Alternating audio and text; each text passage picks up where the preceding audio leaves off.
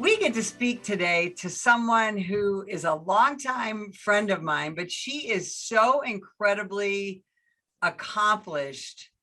And I wanted you to meet her. She is a PhD. She is a leader and a mentor in our profession. She is now the author of a really exciting new book and so much more. Dr. Laura Bedard, welcome to the program. Thank you, Sarge. I appreciate you having me on. So, wow, let's get right into it because you have done it all. And one of the things about you is, as accomplished as you are, you have spent decades sharing your knowledge and your ability to succeed with others. And I think that's one of the things that makes you so extraordinary. You have really been a mentor to so many, including me. And I want to talk about that. Now, let's talk about that in the context of you being Warden Bedard.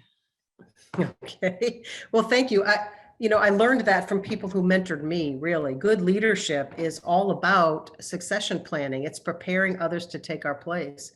And that was taught to me by mentors throughout my career. And so I try to pass that on to people with whom I work, to provide them guidance.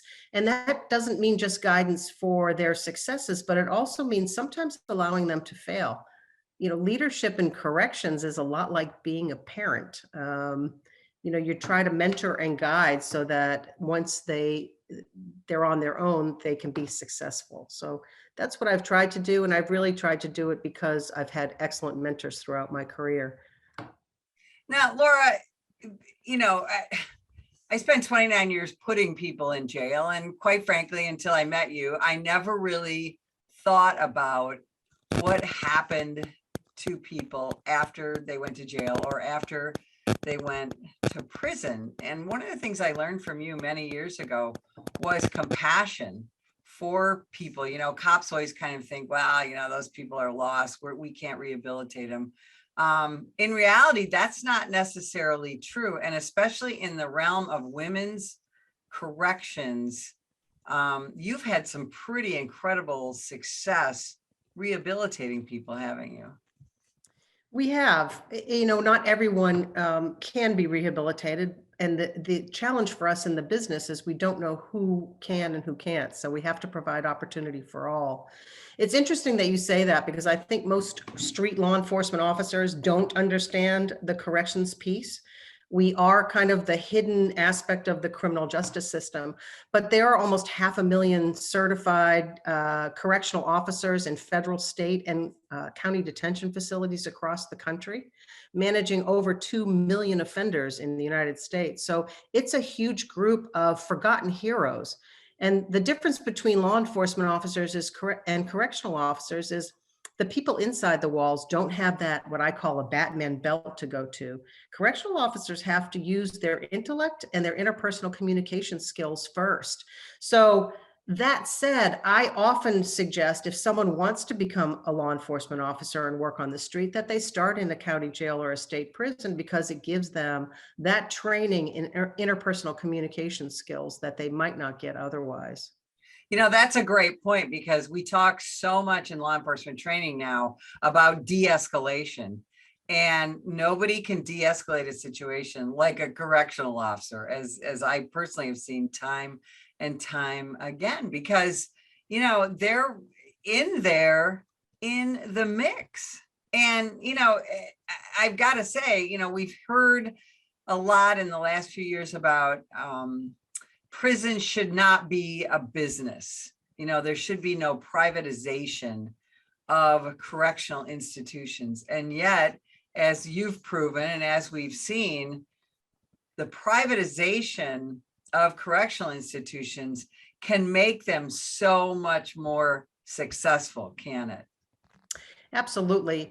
So I've had the honor really to work in county, state, federal and private facilities throughout my career. I've managed 7 correctional facilities, not because I can't keep a job, but because I think at some point I was seen as kind of the warden to go and initiate new projects and help facilities become better. And I've had great experiences with the private sector.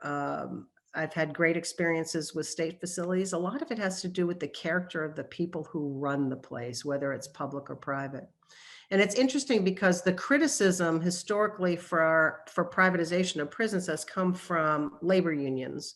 Uh, Nobody ever criticizes private schools. If you look at it in that context, we always think private schools are better than public schools. I don't know if that's true or not, but we don't give the same weight to private prisons versus public prisons. Look, there are bad private prisons, there are bad public prisons, and there are good private and public prisons. So I've really been blessed with running great facilities with excellent people of strong character who were concerned about the inmate population.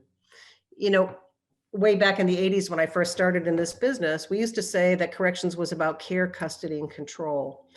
And I think those 3 C's still stand, but I think there are 2 more that need to be added. One is compassion and the other is community, because most of these people are getting out and they're going to come and be our neighbors and they're going to be working at the stores and restaurants that we frequent. And if we don't provide them tools to become better, they're just going to come out and continue to be criminal. So we have to provide those opportunities. When we talk about that aspect right there, compassion and community, what do you talk to other leaders about when it comes to managing that piece of your jail or prison population?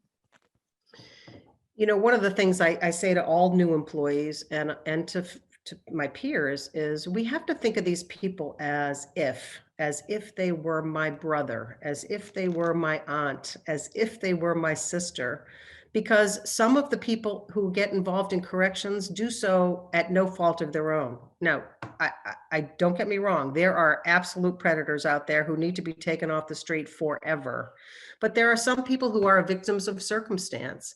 I have had an inmate that I worked with for a while who was a victim of sexual abuse by his family at age 4. And he is severely mentally ill. And he's in jail because he does stupid things. He trespasses, he pees in public, he does things that he does public nuisance crimes. So they arrest him and bring him to jail because there are no other alternatives for him. So it's hard to punish somebody who really, it wasn't his fault at age 4 that he became victimized and it caused him severe psychological trauma. Our local jails and sometimes our prisons, are they becoming the new mental health parking lot for people who have no other alternative? We are the de facto mental institutions. When they deinstitutionalized the population after the Kennedy Initiative, you see a correlation between a reduction in beds in state hospitals and an increase of mental health issues in jails and prisons. I started my career at a state hospital, and when I walk in certain units of the current facility that I manage, it reminds me of 1978 State Hospital. So we have done a disservice to the mental health population. We have not provided the resources necessary for them to live in the least restrictive environment in the community. It's really shameful. Yeah, it really is. And I hope we're able to switch, change that back, because we see that with our growing homeless problem, the drug addiction crisis, the mental illness crisis that we see on the streets of some of our largest cities and also in rural areas as well. And we don't seem to be getting a handle on how to help those folks achieve a more normal life. You're right, Sarge. And one of the problems is we've tied the hands of law enforcement. There's no place for them to bring these people except to jail. And that's not fair for them. Many of the officers that bring people through our back door at the county jail, they don't want to arrest the person, but they just don't have any place to put them. There's no crisis center. There's no state hospital bed. So they end up bringing them to jail. And then our staff have the challenge of managing them. And it's a difficult task. It sure is. When we look at the last 21 months of the vilification of law enforcement, that correctional staff that you talk about, like you said, they're kind of behind the scenes, but how has this vilification affected them, not just physically, but emotionally? Great question. So they have suffered the same backlash. Joe Citizen doesn't know the difference between in uniforms. He sees a uniform, he sees cop. He or she thinks defund the police. So people don't know the difference. And certainly our profession has suffered similar things as the roadside. We have issues with recruiting, issues with retention. There was a bit of shame among some of our staff members, and I want them to be proud of what they do. It's a difficult job. They're touching human lives every day, not be ashamed because the media has put this narrative out that we need to defund the police. So it has had an impact on the corrections profession for sure. Yeah, it's a very difficult balance that I would imagine correctional officers are they're trying to walk that line. And it is also, it's a dangerous job. When you go to the Officer Down Memorial page and you see the correctional officers that have sacrificed, given the ultimate sacrifice in the line of duty, again, it's pretty extraordinary because, like you said, they don't have that Batman belt. So they're very often just in a hands-on fight for their life inside that institution. And sometimes it's deadly, isn't it? It is. It can be. It is a very dangerous job, an important but dangerous job. So you got your PhD. When you did that, did people say, "Oh, geez, you work in corrections. What do you need a PhD for?" What was the thought process there? So I actually got my PhD while I was working at a university, and PhDs at a university are a dime a dozen. So I just felt like I needed to be part of the pack there. It was a great lesson in tenacity, if nothing else. And then I went back into corrections. So I started in corrections, then went to the academic world, and then came back to corrections.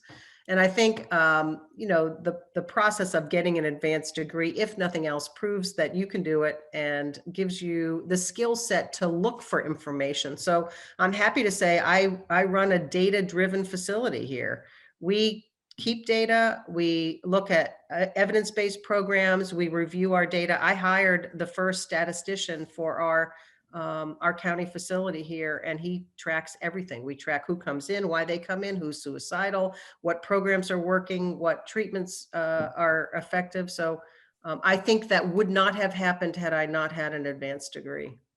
I think that's fantastic. And I know one of the other things that you've done over the years is you share that knowledge with others, and you're not afraid to say things like men and women are different and should be treated differently in a correctional situation. Talk about that for a minute.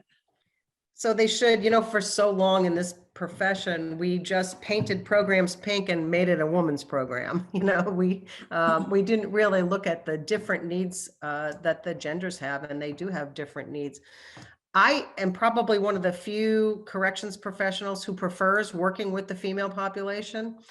And I prefer it because I have found in my career, they are like sponges. They want to learn, and they impact, in my opinion, they impact more people because they're usually the primary caregiver of the child. When they come to jail or prison, it has just a terrible effect on the family unit. Not that the male doesn't, but the female seems a little more impactful. So if we can help the women rehabilitate or habilitate themselves and get back into the workforce and learn how to be a parent, then we're really helping society in general. How prevalent is getting an education in a correctional facility? Because I've heard people say, well, I can't afford to send my kid to college. Why should this person go to jail or prison and be able to get an education? Talk about that. Yeah, so most prisons don't have college options still. Pell Grants were taken away, I think, in the 80s for people who are incarcerated. Most of them do have, however, basic adult education, high school diplomas or GED equivalents, and vocational training, I think, is really important for the incarcerated population. It fills a niche that we need as a society. And if you can provide vocational training inside, we know if people have jobs and they have housing once they're released, they have a much better chance of staying out. I guess as a law enforcement officer, one of the things I've experienced is just more of a sincerity in a lot of women that I've taken into custody to better their lives. And I know in at least my experience, so many of the women I arrested who had committed crimes, like you said, when you go back, they were actually crime victims first. Sure, women, there is evidence that women take different pathways to crime. Most victims have, most female offenders have childhood trauma. And most were arrested with a male counterpart, which is interesting because not all males are arrested with females, but almost all females are arrested with a male counterpart. So they have higher rates of mental health issues. They utilize the medical and mental health system in jails and prisons much more frequently than the male population does. So we do see that. We do see that they have different needs and different pathways to crime. So I got to take a look at your career right now because you're incredibly busy. But you decided, oh, I need one more thing to do. I think I'll write a book. I don't even know when you got time to do that. But talk about the book. So the book is called What Do I Wear to the Execution? And I've actually been working on it for almost 20 years. Because things would happen inside the walls of the correctional facility. And I'd say to myself, people would never believe this story if I told it at a party. They just wouldn't believe it. So I started jotting down the stories and eventually ended up putting it into this fictional story of a woman who works her way into the correctional system.